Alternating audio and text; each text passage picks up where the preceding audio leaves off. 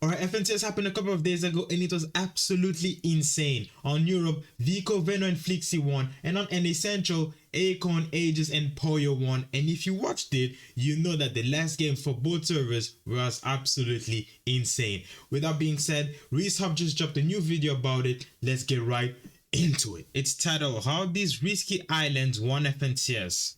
Alright, let's find out. This island spawns in the sky in the mid-game of every single Fortnite match. This season, it's called the Shogun's Arena, and at the start of the season, most pros thought it was kind of rubbish. The boss up here is a pain, and having to fight him is incredibly risky. It really is. If there's more than one trio up here, then both teams just get into an incredibly messy fight, with the Shogun X boss destroying all of their builds and completely griefing both teams' games. However, the team who won the island on the first day of the EU FNCS Grand Finals earned an average placement of 1.8. So clearly the best teams on the region understood these islands way more than everyone else. There are 7 possible spawn locations for the island. During the 12 games of the EU FNCS, 2 of these didn't actually spawn in a single game, and that's due to the way that the spawn is chosen. Now once the third zone closes and the fourth zone appears, the island will spawn in one of these 7 locations that is inside of the fourth zone. If we take a look at game 1 as an example, the third zone pulls down to the south. Since it'd be a bit pointless if they spawned all the way up in the north location and it was in Storm. This means that there are only 2 possible spawn locations that the island could be in, either near Mast Meadows or east of Canyon Crossing. And knowing this is a 50-50, Pixie, Vanya and Marius build this huge brick base up into the sky in this location. This means that when the island spawns, they can just use their Void Oni masks to safely teleport up and claim the island for themselves. Having a strategy to claim the island is so important because the only other way to get up there is to fly up the wind tunnels, and now that weapons no longer have bullet drop, it's very easy to die during this. Really? In this south pulling zone, this is by far one of the best positions in the game. Due to the zone, most of the teams will end up on the north side of this circle, so this island gives visibility onto a huge percentage of teams rotating in, allowing Marius, Pixie and Vanya to farm these teams for storm surge damage. Now, depending on which of the islands they actually stand on, they also have 360-degree vision onto the rest of the lobby, so unsurprisingly, they didn't struggle with storm surge much in this game. So why was it that the island didn't spawn in either of these other 2 locations? Well, for this spawn, there was just no fourth zones that even had it inside of it.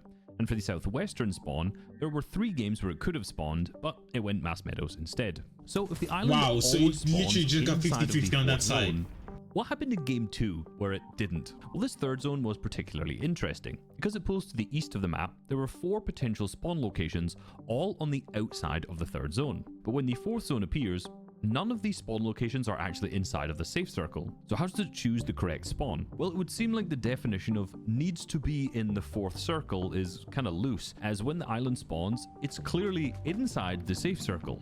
Not all of it, but some of it's in. This island position doesn't look as good as there's not a 360-degree coverage of players rotating past it to shoot, like in game 1. However, Mixon, Combik and Blaha can still rack up a ton of storm surge damage on the back of players who are rotating into the zone. They can then just wait in Storm and use the large geyser here, which sends them incredibly high into the sky to either rotate through the storm or into a great position in the next zone. Now, I haven't even spoken about the boss yet, Shogun X. The medallion is absolutely he's also insane. Invisible in replay but mode, he so sucks. from now on, any clips of him, he won't be there. He'll just be this exclamation mark. Now, Shogun's Arena is actually 5 islands. 1 main, where Shogun is located, and 4 surrounding it. When Mongrel, Mr. Savage, and Panzer go up in game number 3, notice how none of them go near the main island. This is because landing on the island will activate the boss fight, and a contesting team is also flown up to the south, and if they start the fight, this team will... Wait, so it only... I didn't even know this. It only activates when you're... This is literally the end. I'm recording this on the 21st. Literally, it's like 2 a.m. It's the 21st, so new season is dropping. And this is when I'm getting the info. Wow, nice. Party them. There's basically just a stalemate up on the island. Now, as long as no one shoots Shogun X or goes onto the main island, they just won't need to worry about this whatsoever. But there's this one rare chest up there, and Panzer just has to have it. Now, funnily enough, what I learned from this is that if you aggress the Shogun X boss and then leave the island, he's just going to start firing down at any team down below. Oh, yes, I remember 60 seconds this. or so, which I remember. was quite funny. Shogun X also doesn't take when they any were damage getting from the griefed. storm, so when the next zone finally pulls back up to the island and Savage's team go back up there, He's still alive and continues to grief them and all their materials. Thankfully, they harvested enough earlier whilst on the island to be able to play height, which was easy for them to claim since they were already the highest. Game in the 3, lobby, that's and when from they there, won, right? went to number Yeah, 3. nice. Now, if you're actually able to eliminate Shogun X, you'll be gifted with his medallion, which we'll come back to later on, 2 big pots. This medallion, I mean, I have to say it again. If you watched FNCS, NA Central, oh my god, you know about this medallion. And Peterbot, oh my god, it was insane. A Typhoon Insane. Blade, and a mythic that everyone seems to have forgotten about, Shogun X's Fire Oni Mask. Now, in order to understand why this is actually quite useful and why people have forgotten about it, I'll first have to kind of explain the entire Storm Surge meta in this tournament. Now, sitting on hills and in towers, for the most part,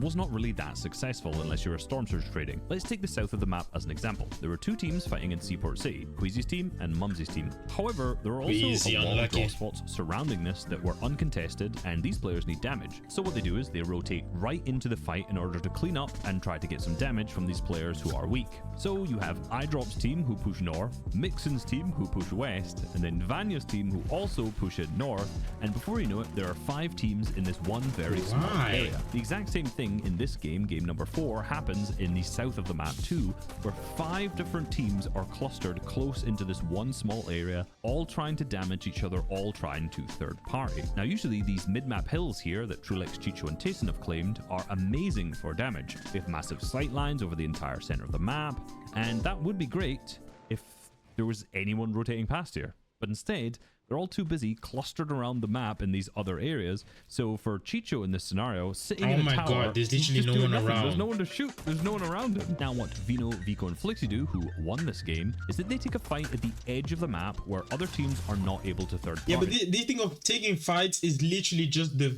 Vino and Peterbot meta. Like, they're pretty much like the only ones who actually do this shit. Like, they don't build surge bases now. They go straight hands, bro. Actually in the storm, and once they wipe them, they're good on their storm surge damage, because this is around 600, 700, 800 damage total. They can then just relax in the storm whilst everyone else is panicking for damage, and once the island spawns, they can simply just fly up. Now, since no one else went up in this particular match, they wipe out the boss and grab the mythic Fire Oni Mask. From here, we already know how good this island is for getting more storm surge damage because of these sight lines, and it's no surprise that when the storm surge threshold appears, they're over 1300 damage above. But they can now just spend the time to grief other teams down below by using the Fire Oni Mask to destroy their boxes, wasting their materials and getting them focused by other teams who need storm surge. Even better, Vico also found a Fire Mask from loot up here, and they both spam them at the teams down below. So while many teams in the lobby have spent the entire game towered up, getting minimal damage, or clustered in some messy fights and are scuffed, Vino's team basically took a quick 3v3, played Storm, grabbed Eye. Yeah, but it's it's easy to say that Vino, Vico, and Flixie took a quick 3v3. Yeah, it's fucking Veno, Flico, and what? Veno, Flixo. What the fuck is Veno, Vico, and Flixie? Like, it's not anyone. They're literally the best in Europe, bro. Island, and then ruined their day even more by griefing them with the Fire Oni Mask. Even better for them, the island was also in the 5th and 6th zones, so Vico, Veno, and Flixie were able to skip these rotations entirely. So since they managed to skip 2 rotations and already had completely capped mats from refarming up on the island, it was no surprise that they were easily able to win this game. So for the first 4 games, it seems relatively random who was able to claim the island. That is, until you start actually comparing their drop spots. In game 1, it spawned to the south, and this was claimed by Vanya, Marius, and Pixie, and these guys dropped at Kappa Kappa Factory, unsurprisingly close by. Mixon's team, who claimed it in game 2, lands also close by at Shattered Span. Mr. Savage's team land at Bird for game 3, which isn't that far, and Vino's team land at Flooded Frogs, also not that far from the spawn. Now, if I was to tell you that in games 5 and 6 the island spawned to the south here, would you be able to guess who claimed it?